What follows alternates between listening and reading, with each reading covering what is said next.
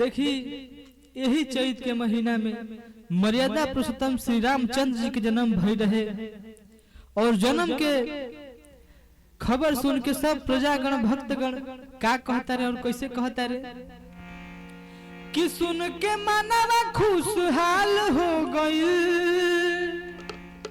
कि अयोध्या में कमाल हो गई।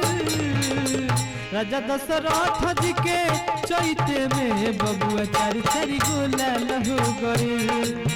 राजा दशरथ जी के चैते में बबुआ चारी चारी गुलाल हो गई। सुन के मनवा खुशहाल हो गई कि अयोध्या में कमाल हो गई।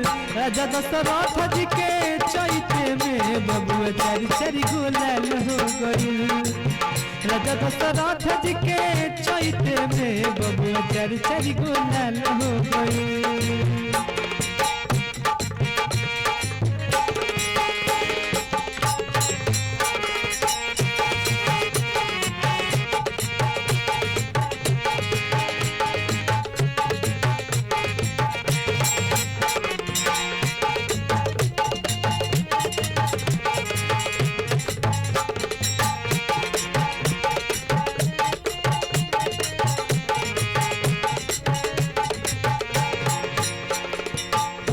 बाबू चौथे ही पनवा में रानी खली खीर हो तब ही जन्म लिहल चारी गो रघुवीर हो।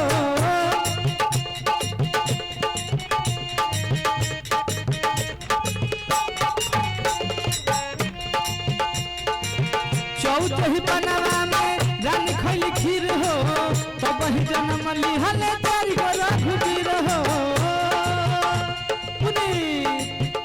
सब सोहर गई निहाल हो गई अन्न धन के उछाल हो गई।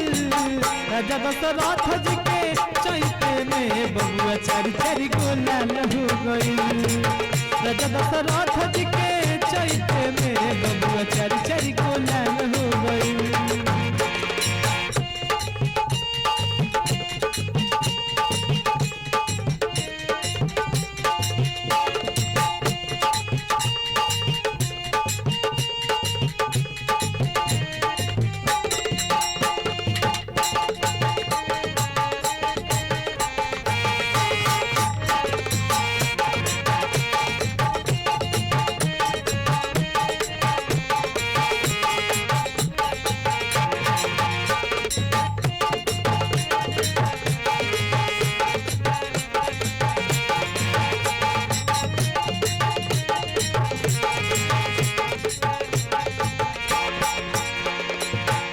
कैसे कई सुमित्रा से दूगो राम जी कौशल्या के शत्रुघ्न अनुज हो।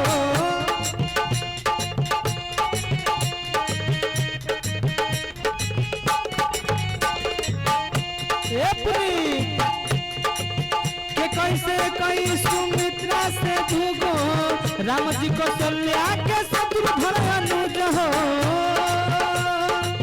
कि सब असुरन के काल हो गई अब तो असुरन के काल हो गई।